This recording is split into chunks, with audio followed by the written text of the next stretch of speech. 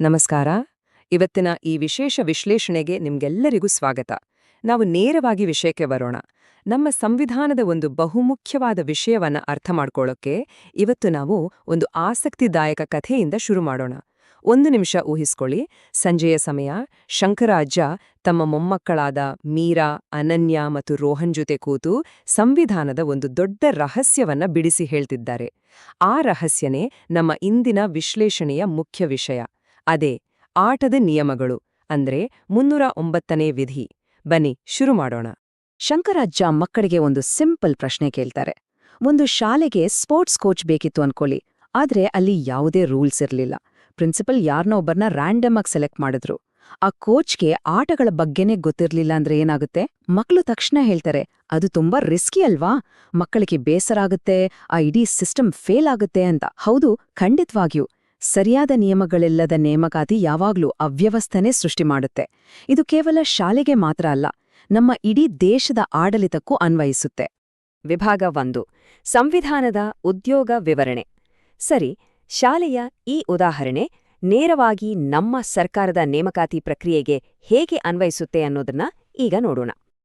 309ನೇ ವಿಧಿಯ ಮೂಲಪಠ್ಯ ತುಂಬಾನೇ ಸ್ಪಷ್ಟವಾಗಿದೆ. ಒಕ್ಕೂಟಕ್ಕೆ ಅಥವಾ ರಾಜ್ಯಕ್ಕೆ ಸೇವೆ ಸಲ್ಲಿಸುವ ವ್ಯಕ್ತಿಗಳ ನೇಮಕಾತಿ ಮತ್ತು ಸೇವಾ ಷರತ್ತುಗಳ ಬಗ್ಗೆ ಇದು ಮಾತಾಡುತ್ತೆ. ಸಮುಚಿತ ವಿಧಾನಮಂಡಲದ ಅಧಿನಿಯಮಗಳು ಒಕ್ಕೂಟ ಅಥವಾ ಯಾವುದೇ ರಾಜ್ಯದ ಸೇವೆಗಳಿಗೆ ಸೇರುವವರ ನೇಮಕಾತಿ ಮತ್ತು ಸೇವಾ ಷರತ್ತುಗಳನ್ನ ನಿಯಂತ್ರಿಸುತ್ತವೆ. ಸರಳವಾಗಿ ಹೇಳಬೇಕು ಅಂದ್ರೆ, ಸರ್ಕಾರದ ಕೆಲ್ಸಕ್ಕೆ ಯಾರು ಸೇರ್ತಾರೆ ಮತ್ತು ಅವರು ಹೇಗೆ ಕೆಲಸ ಮಾಡಬೇಕು ಅನ್ನೋದನ್ನ ನಿರ್ಧರಿಸುವ ಅಂತಿಮ ಜಾಬ್ ಡಿಸ್ಕ್ರಿಪ್ಷನ್ ನಿಯಮ ಪುಸ್ತಕನೇ ಈ 309ನೇ ವಿಧಿ. ಅಜ್ಜ ಸೇವಾ ಷರತ್ತುಗಳು ಅಂದ್ರೆ ಏನು ಅಂತ ವಿವರಿಸಿದಾಗ ಮೊಮ್ಮಕ್ಕಳಿಗೆ ಜಾಬ್ ಲೈಫ್ ಅಂದ್ರೆ ಏನು ಅಂತ ಸಂಪೂರ್ಣವಾಗಿ ಅರ್ಥ ಆಗತ್ತೆ.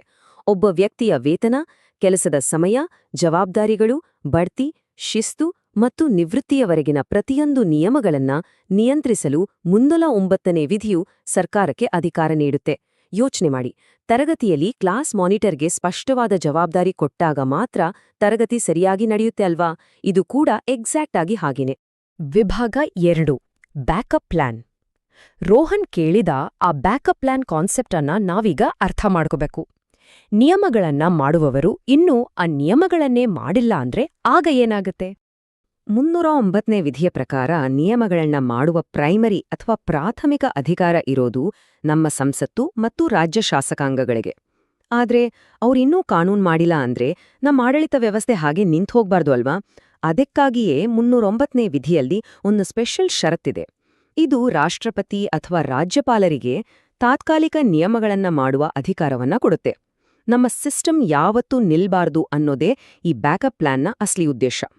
ರಾಷ್ಟ್ರಪತಿ ಅಥವಾ ರಾಜ್ಯಪಾಲರು ಮಾಡಿದ ಈ ತಾತ್ಕಾಲಿಕ ನಿಯಮಗಳು ಸಂಪೂರ್ಣವಾಗಿ ವ್ಯಾಲಿಡ್ ಆಗಿರ್ತವೆ. ಆದ್ರೆ ಸಂಸತ್ತು ಅಥವಾ ಶಾಸಕಾಂಗವು ಒಂದು ಅಧಿಕೃತ ಕಾಯ್ದೆಯನ್ನ ಜಾರಿಗೆ ತಂದ ತಕ್ಷಣವೇ ಈ ತಾತ್ಕಾಲಿಕ ನಿಯಮಗಳು ತಾವಾಗಿಯೇ ಹಿಂದಕ್ಕೆ ಸರಿತವೆ. ಅಂದ್ರೆ ಏನೇ ಆದ್ರೂ ಶಾಸಕಾಂಗದ ಕಾನೂನೇ ಯಾವಾಗ್ಲೂ ಅಂತಿಮ. ವಿಭಾಗ 3. ಅಧಿಕಾರದ ಸಮತೋಲನ, ಇಚ್ಛೆ ವರ್ಸಸ್ ರಕ್ಷಣೆ.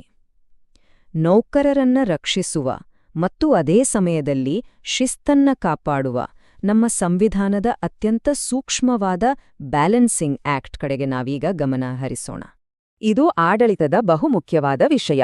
310ನೇ ವಿಧಿಯು ಇಚ್ಛೆಯ ಸಿದ್ಧಾಂತ ಅಂದ್ರೆ ಡಾಕ್ಟ್ರಿನ್ ಆಫ್ ಪ್ಲೆಜರ್ ಬಗ್ಗೆ ಹೇಳುತ್ತೆ. ಇದು ಕಾರ್ಯಾಂಗದ ಅತ್ಯುನ್ನತ ಅಧಿಕಾರ. ಆದ್ರೆ 311ನೇ ವಿಧಿಯು ನೌಕರರಿಗೆ ಅನ್ಯಾಯವಾಗದಂತೆ ತಡೆಯಲು ಕಾರ್ಯವಿಧಾನದ ರಕ್ಷಣೆಗಳನ್ನ ಒದಗಿಸುತ್ತೆ. ಈ ಎರಡರ ನಡುವೆ ಒಂದು ಸೇತುವೆಯಾಗಿ 309ನೇ ವಿಧಿ ಕೆಲಸ ಮಾಡುತ್ತೆ. ಇದು 310ನೇ ವಿಧಿಯ ಅಧಿಕಾರವನ್ನ ಕಂಟ್ರೋಲ್ ಮಾಡಿ 311ನೇ ವಿಧಿಯ ನ್ಯಾಯಸಮ್ಮತೆಯನ್ನ ಜಾರಿಗೊಳಿಸುತ್ತೆ.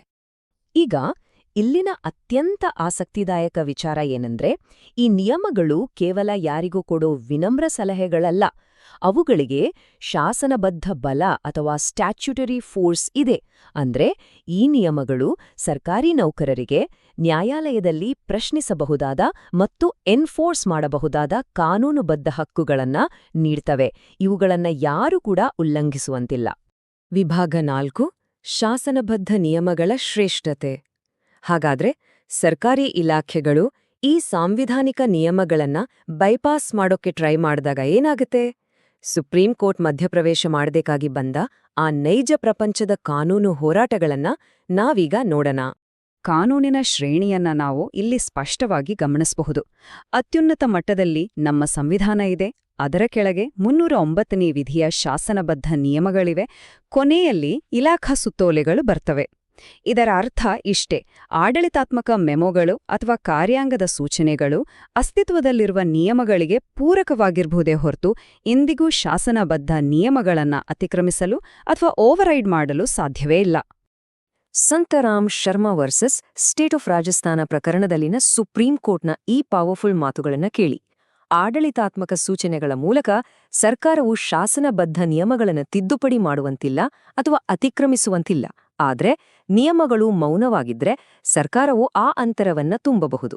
ಇದು ಏನನ್ನ ಸ್ಪಷ್ಟಪಡಿಸುತ್ತೆ ಅಂದ್ರೆ, ಕಾರ್ಯಾಂಗದ ವಿವೇಚನಾಧಿಕಾರವು ಯಾವಾಗಲೂ ಸಂವಿಧಾನಿಕ ಶಿಸ್ತಿನ ಮಿತಿಯೊಳಗೆ ಇರೋದನ್ನ ನಮ್ಮ ನ್ಯಾಯಾಂಗವು ಎಷ್ಟು ಕಟ್ಟುನಿಟ್ಟಾಗಿ ಖಚಿತಪಡಿಸುತ್ತೆ ಅನ್ನೋದನ್ನ ಇದು ಸಾಬೀತುಪಡಿಸುತ್ತೆ. 1960ರ ಸ್ಟೇಟ್ ಆಫ್ ಮೈಸೂರು ಪ್ರಕರಣದಿಂದ ಹಿಡಿದು 2016ರ ರಾಜಬಾಲ ಪ್ರಕರಣದವರೆಗೆ ದಶಕಗಳ ಸುಪ್ರೀಂ ಕೋರ್ಟ್ ತೀರ್ಪುಗಳು 309ನೇ ವಿಧಿಯ ಪಾವಿತ್ರ್ಯತೆಯನ್ನ ಹೇಗೆ ರಕ್ಷಿಸಿದೆ ಅನ್ನೋದಕ್ಕೆ ಈ ಪ್ರಕರಣಗಳೇ ಜ್ವಲಂತ ಸಾಕ್ಷಿ. ಈ ಎಲ್ಲಾ ಐತಿಹಾಸಿಕ ಪ್ರಕರಣಗಳಲ್ಲಿ ಸುಪ್ರೀಂ ಕೋರ್ಟ್ ಒಂದೇ ವಿಷಯವನ್ನ ಮತ್ತೆ ಮತ್ತೆ ಪುನರುಚ್ಚರಿಸಿದೆ. ಅದೇನಂದ್ರೆ, ಅನಿಯಂತ್ರಿತ ಆಡಳಿತಾತ್ಮಕ ಅತಿಕ್ರಮಣಕ್ಕೆ ಅವಕಾಶವೇ ಇಲ್ಲ, ಶಾಸನಬದ್ಧ ನಿಯಮಗಳೇ ಯಾವಾಗ್ಲೂ ಅಂತಿಮ. ವಿಭಾಗ 5: ಉತ್ತಮ ದೇಶದ ಸೂತ್ರ. ಹಾಗಾಗಿ ನಾವೀಗ ಮತ್ತೆ ನಮ್ಮ ಕಥೆಗೆ, ಅಂದ್ರೆ ಶಂಕರಾಜ, ಮೀರಾ, ಅನನ್ಯ ಮತ್ತು ರೋಹನ್ ಅವರ ಟೇಬಲ್ ಬಳಿಗೆ ವಾಪಸ್ ಹೋಗೋಣ. ಈ ಇಡೀ ವಿಶ್ಲೇಷಣೆಯ ಅಂತಿಮ ಟೇಕವೇ ಏನು ಅನ್ನೋದನ್ನ ಅವರಿಂದಲೇ ಅರಿಯೋಣ. ಆ ಮಕ್ಕಳಿಗೆ ಅರ್ಥವಾದ ವಿಷಯವನ್ನ ನಾವು ಮತ್ತೊಮ್ಮೆ ನೆನಪಿಸ್ಕೊಳ್ಳೋಣ. ಸ್ಪಷ್ಟವಾದ ಮತ್ತು ಸ್ಟ್ರಕ್ಚರ್ಡ್ ಆದ ನಿಯಮಗಳಿಲ್ಲದಿದ್ರೆ ಏನಾಗುತ್ತೆ? ನಮ್ಗೆ ಸಿಗೋದು ಕೇವಲ ಅನ್ಯಾಯದ ಆಯ್ಕೆ, ಅಧಿಕಾರದ ದುರುಪಯೋಗ ಮತ್ತು ಸಂಪೂರ್ಣವಾಗಿ ವಿಫಲವಾಗುವ ಆಡಳಿತಾತ್ಮಕ ವ್ಯವಸ್ಥೆ. ಇಡೀ ಸಿಸ್ಟಮ್ ಕುಸಿದ್ಬೀಳೋಕೆ ಇಷ್ಟೇ ಸಾಕು. ಕೊನೆಯದಾಗಿ ಶಂಕರಾಜ್ಯನ ಈ ಅತ್ಯಂತ ಶಕ್ತಿಶಾಲಿ ತತ್ವವನ್ನ ನೋಡಿ: ಸರಿಯಾದ ಜನರು ಮತ್ತು ಸರಿಯಾದ ನಿಯಮಗಳು ಒಟ್ಟಿಗೆ ಸೇರಿದಾಗ ಮಾತ್ರ ಒಂದು ಉತ್ತಮ ದೇಶ ನಿರ್ಮಾಣವಾಗುತ್ತೆ. 309ನೇ ವಿಧಿಯ ಸಂಪೂರ್ಣ ಸಾರಾಂಶವೇ ಇದು. ನ್ಯಾಯಸಮ್ಮತವಾದ ಮತ್ತು ಪಾರದರ್ಶಕವಾದ ನೇಮಕಾತಿ ವ್ಯವಸ್ಥೆಯು ಒಂದು ಬಲಿಷ್ಠ ರಾಷ್ಟ್ರದ ಅಡಿಪಾಯವಾಗಿದೆ. ಇಷ್ಟು ಭದ್ರವಾದ ಅಡಿಪಾಯವನ್ನ ಒದಗಿಸಿದ ನಮ್ಮ ಸಂವಿಧಾನದ ದೂರದೃಷ್ಟಿ ನಿಜಕ್ಕೂ ಅದ್ಭುತ ಅಲ್ವಾ?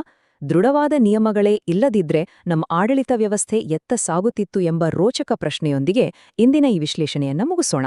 ಧನ್ಯವಾದಗಳು.